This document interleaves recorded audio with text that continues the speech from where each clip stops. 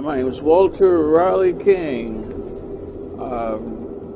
professional musician. I've traveled with B.B. King for a total of 29 years, playing tenor, alto, and baritone saxophone at one time or another. And I started with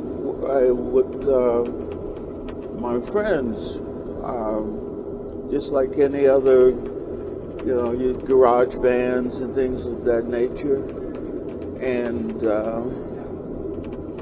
ended up playing with BB, whose brother I had been playing professionally for 45 years in orchestras, and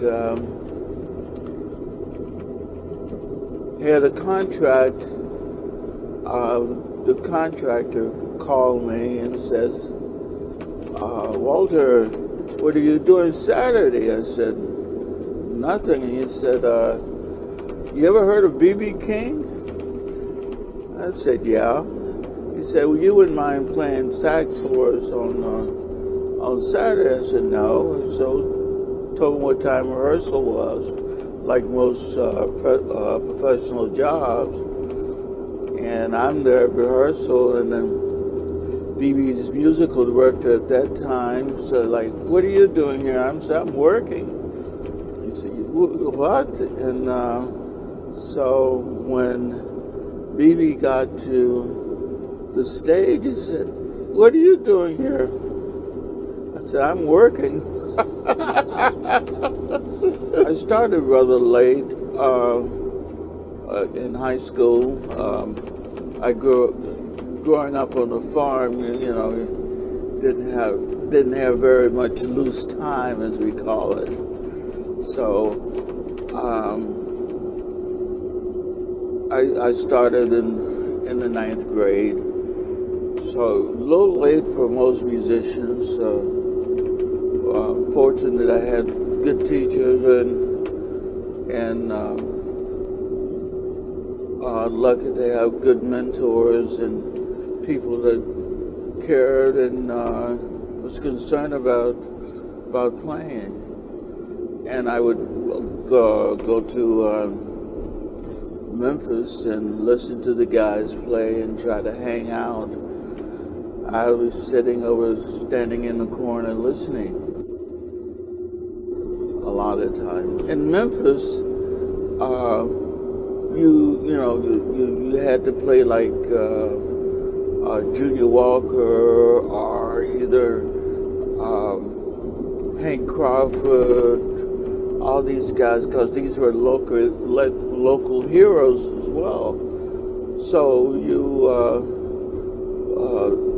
you kind of hang out, patting yourself into the sound that was going on in the city, and you had, of course, you had the Barcades and Marquis, all these guys here that were already doing it. And these were high school guys that were actually, playing professional dates. The first gig I ever played was in a juke joint right outside of Memphis here. And it was like for $5 after the day.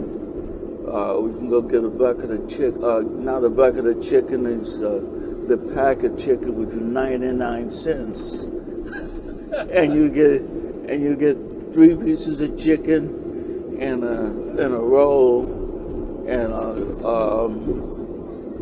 gravy, mashed potatoes and gravy.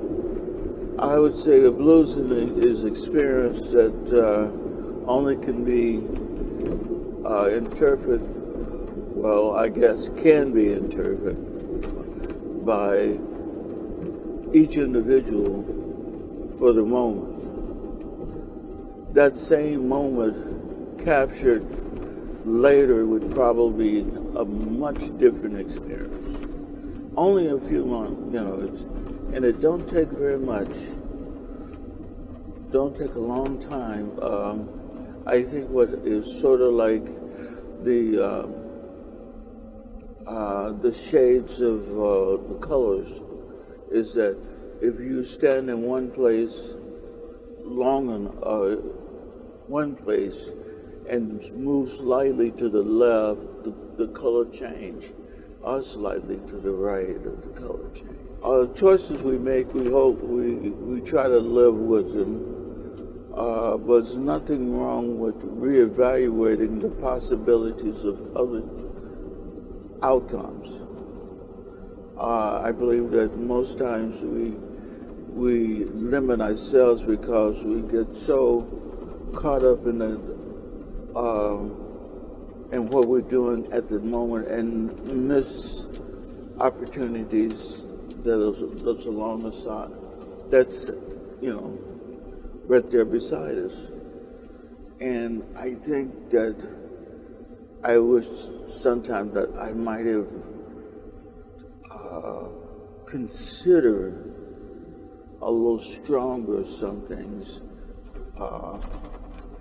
that the possibilities could have been different.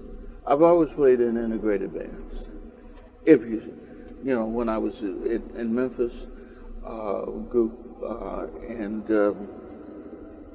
we never had a problem with that, but we had some strange stories that happened. It's like, we don't want to ever come to this town again. We were coming back from Blytheville, Arkansas, state line, because one side is in Arkansas, so we had a ton truck because all the vans were taken that weekend. So all of us had to lay out behind this on blankets in front of the equipment. So we were coming through downtown, and all of a sudden the truck stopped, and we had several cars behind us, about at least 7 or 8, maybe 12 squad cars of sheriff and state and local, So we like, oh man, what's going on? And one of the guys had long hair and all like this, and they thought, and the head guy, this guy was huge. And the cars back in '69, were huge automobiles. But when this guy got out of the car, I remember the lights going up like this. So he opens up, and our road manager stuttered. So the guy says, open this up, and the manager is like trying to say, what's the problem? And shut up. And so he reaches in his pocket and grabs his knife and cuts the rope that holds the